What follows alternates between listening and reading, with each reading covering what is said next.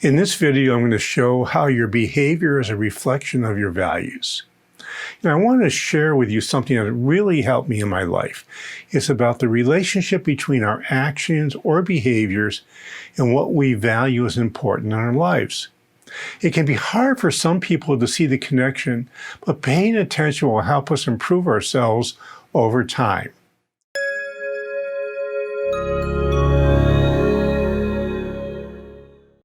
You know how important values are in helping you know what to do.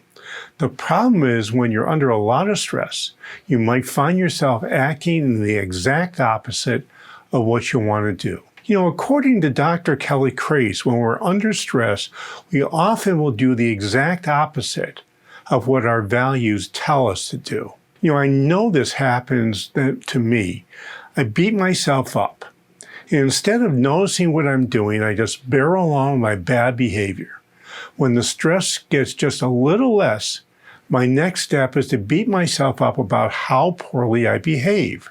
Then what do? I just move on and I don't make amends with those around me. The problem with this, I can be seen as a fraud. You see, I've told people in no uncertain terms what's important for me. And then I act in just the opposite way. So let me give you an example of what I'm talking about. Back in, about 1980, I had a bookkeeper working for me. He was a really smart guy, and I thought he was doing a great job. But the problem was he was embezzling. In fact, he embezzled about $200,000 from me. Now, my accountants figured this out, and they never bothered to let me know until my statement went through reviews. So it was 3 months before they knew, and then I knew. And when I found out from them, well, I blew a gasket and I fired them. I think that was probably the right thing to do.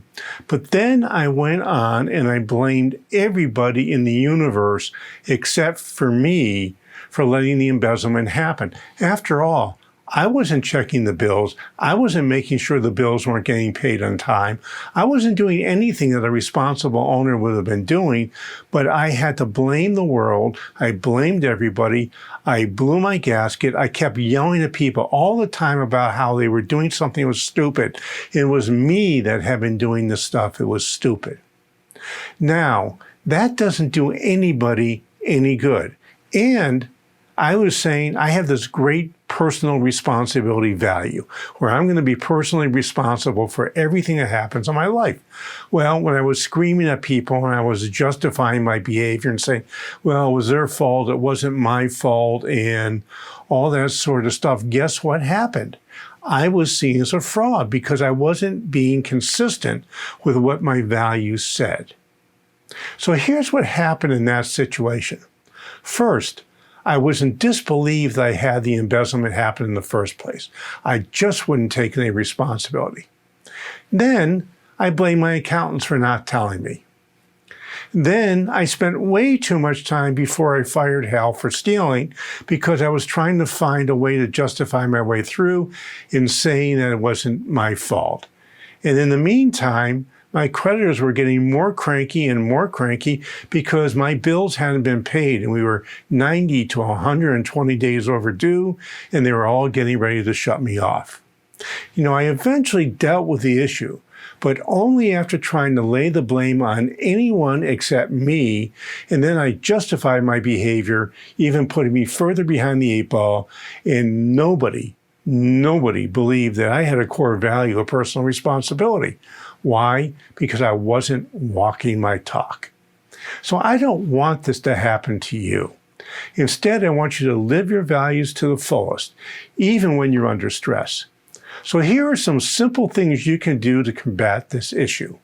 First, know that you're under stress and it's time for you to start making sure you don't live your opposite values. In other words, if you have a value of personal responsibility, you don't want to start blaming and justifying your way through life because no one's going to believe that value anymore. Number 2, make sure you pivot back to your core values and take actions that are consistent with those values. Think how much time and bad energy I would have saved had I just said, gee, this is my fault, let's fix this, let's move on, Here's what I learned from the mistake that I made. Instead, I spent days and days and weeks, which even compounded the problem, didn't make it any better. And number 3, have a thinking partner who you can trust. Somebody who can give you honest feedback on what you look like from the outside. I know this is really tough when you own a business because none of your employees are going to tell this to you. Almost none of your advisors will ever say it to you, and your spouse won't because they don't want to get into it either. So you need to find somebody who has the guts to stand up and tell you what you look like to the outside world, and then you get to decide whether you want to do something about it. So, I would love to have a conversation with you about being consistent with your values. So contact me at jpatrick@stage2planning.com to set up a time for us to talk.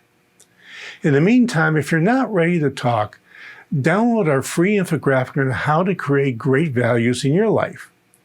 And while you're at it, why don't you please scroll down and let me know what you think about making sure you always exhibit your values in a positive manner. Hey, this is Josh Patrick. You're at The Sustainable Business. Thanks a lot for stopping by.